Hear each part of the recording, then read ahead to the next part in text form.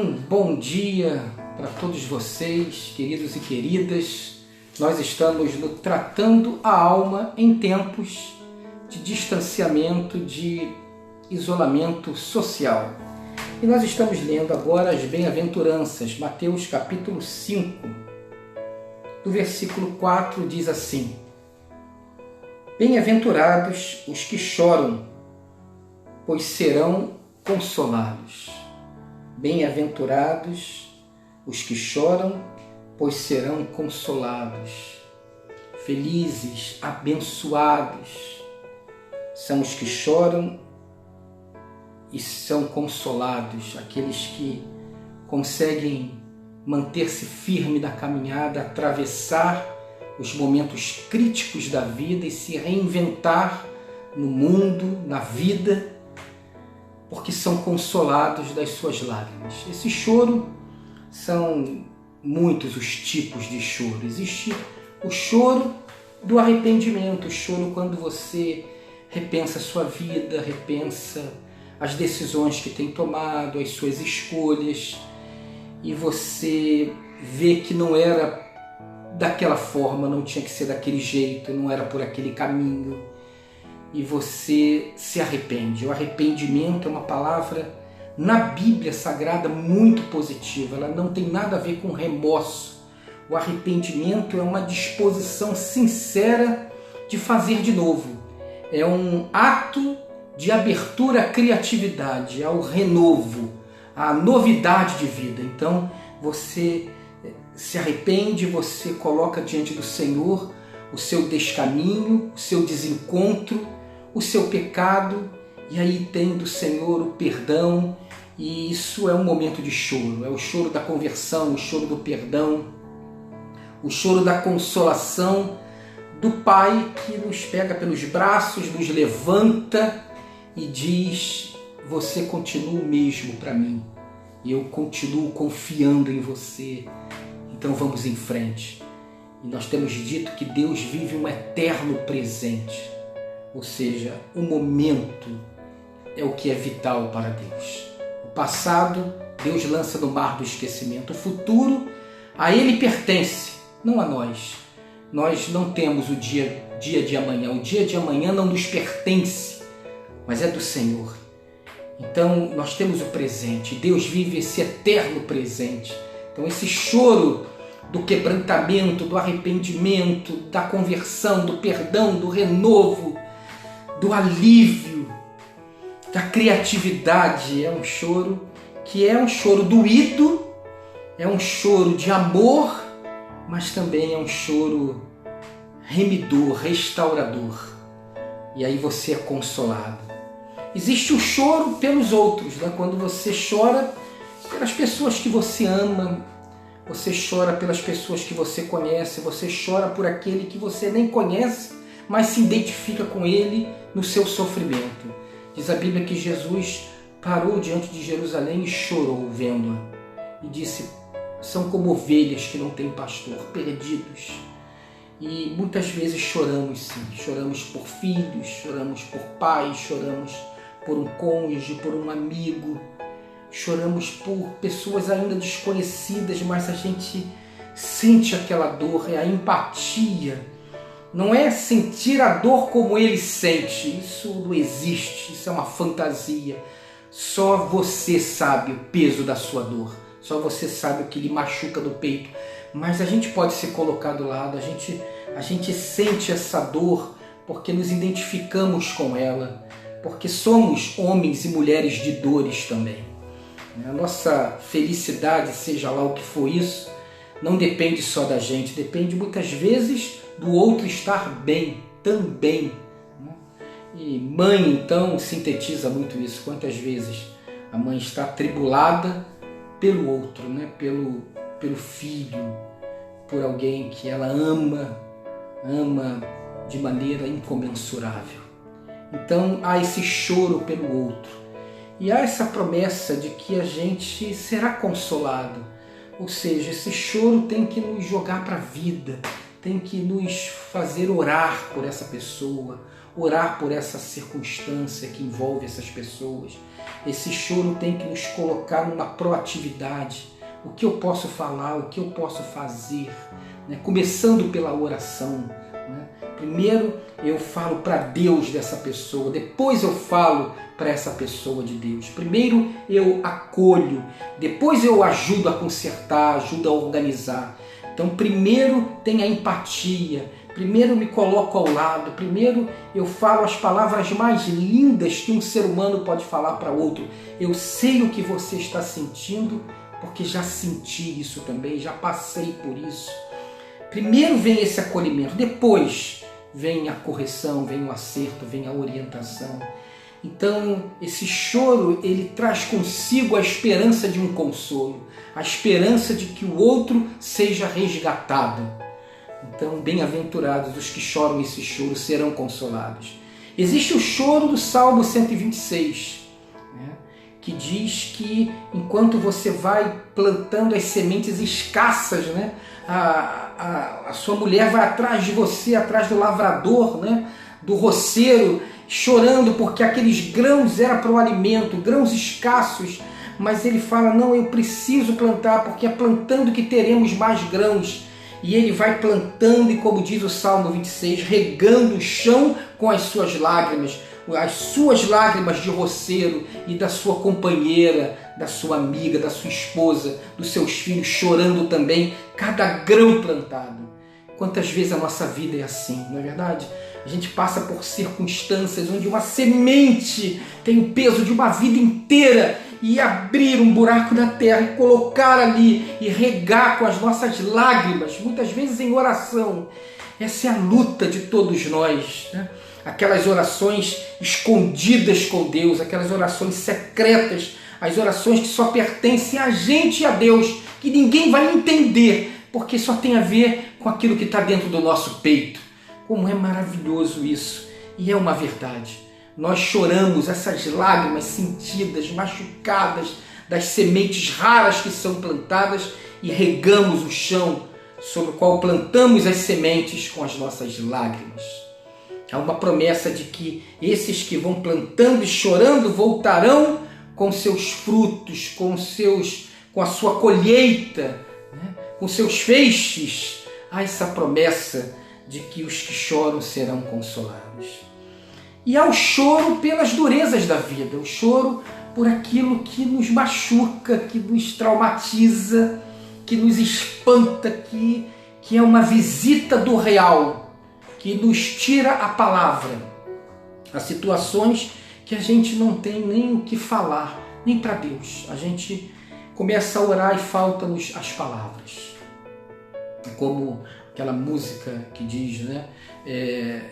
Como não sei rezar, só queria mostrar meu olhar, meu olhar, meu olhar.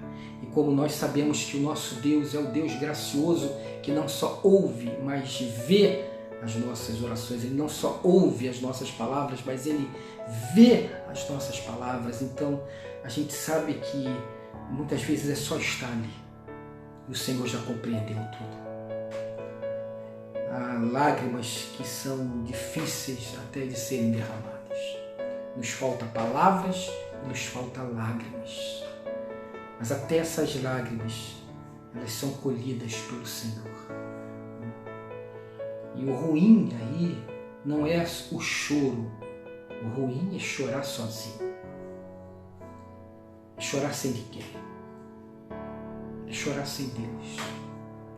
Você já parou a pensar como tem pessoas que estão chorando lágrimas densas de forma solitária? Pessoas que estão chorando sozinhas. O relato, né, das pessoas que têm partido nessa doença, que tem que ficar em isolamento, não pode ter ali um ente querido.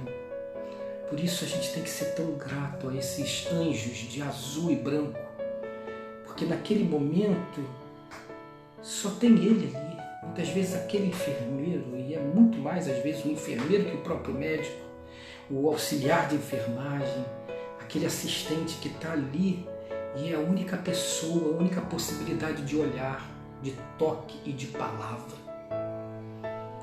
Nós estamos vivendo esse momento, vendo esse número de mortes, né, se acavalando, crescendo, e a gente percebendo que a coisa era muito mais grave. Acho que agora a ficha está caindo para todo mundo, né?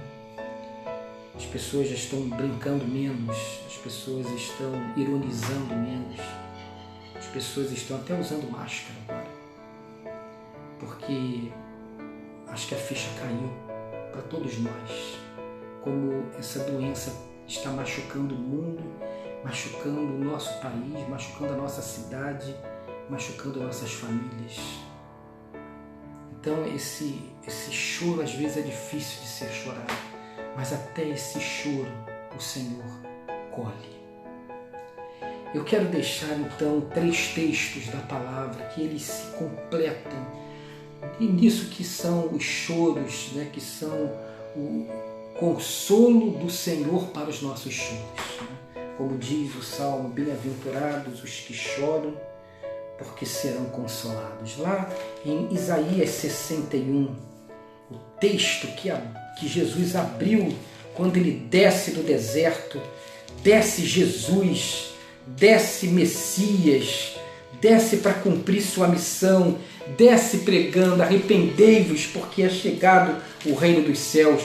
Ele entra na sinagoga, abre o livro, abre o profeta Isaías e lê: o Espírito do Soberano, o Senhor, está sobre mim. Eu, o Messias, o Cristo, porque o Senhor ungiu-me para levar boas novas aos pobres. Enviou-me para cuidar dos que estão com o coração quebrantado, anunciar liberdade aos cativos e libertação das trevas aos prisioneiros, para proclamar o ano da bondade do Senhor, o dia da vingança do nosso Deus, para consolar todos os que andam tristes e dar a todos os que choram em Sião uma bela coroa em vez de cinzas, óleo de alegria em vez de pranto e um manto de louvor em vez de espírito deprimido. Esse é o nosso Jesus, que disse que estaria conosco por todos os momentos de nossas vidas, que disse: vinde a mim todos que estão cansados e oprimidos, e eu vos aliviarei. Jesus, o Cristo revelado em Jesus de Nazaré, o Deus encarnado em Jesus de Nazaré, que se comovia e parava para atender o necessitado. Outro texto maravilhoso é do Salmo 56, versículo 8. Salmo 56, versículo 8 diz assim: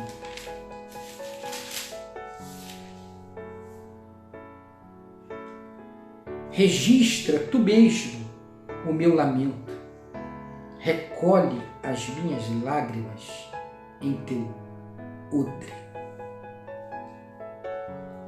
Você percebe essa riqueza de patos, de entranha vazada do salmista quando ele diz: o meu Deus é aquele que registra os meus lamentos e colhe as minhas lágrimas num vaso. E por fim, o texto maravilhoso do apóstolo Paulo, coisas maravilhosas que o Senhor fala na sua palavra, inesgotáveis, lá em 2 Coríntios, capítulo 1, a partir do versículo 3, ele diz assim: bendito seja o Deus e Pai do nosso Senhor Jesus Cristo, Pai das misericórdias e Deus de toda consolação. E aí vem o principal, que nos consola em todas as nossas tribulações, para que, com a consolação que recebemos de Deus, possamos consolar os que estão passando por tribulação. Somos consolados para consolar. E quando consolamos com o consolo que recebemos, fincamos esse consolo como uma árvore enorme, de raízes profundas, que vão até o fundo da nossa alma. O Deus que nos consola e nos faz consoladores, feridos que curam, machucados, que tem uma palavra de consolo. Sim, a gente é consolado consolando. A gente é consolado consolando. Amém? Vamos orar? Ó Pai de amor, Pai querido, Deus de toda consolação e misericórdia. Ó Deus, se não for a Tua consolação, nós sequer ficaremos em pé. E nesse momento tão dramático, só o Senhor para nos consolar e nos fazer consoladores em Teu nome. De dar, Senhor, a experiência desse milagre de consolar com a consolação que recebemos, de experimentar essa bem-aventurança, chorar na certeza de que estamos sendo consolados. Que o amor de Deus, a graça de Jesus e as consolações do Espírito Santo inundem sua vida, sua família, os hospitais, as clínicas, os leitos, os lares, dando-nos uma vida abençoada e abençoadora, consolada e consoladora. Amém. Deus te abençoe. Beijo no seu coração. Bom dia para você. Tchau, tchau.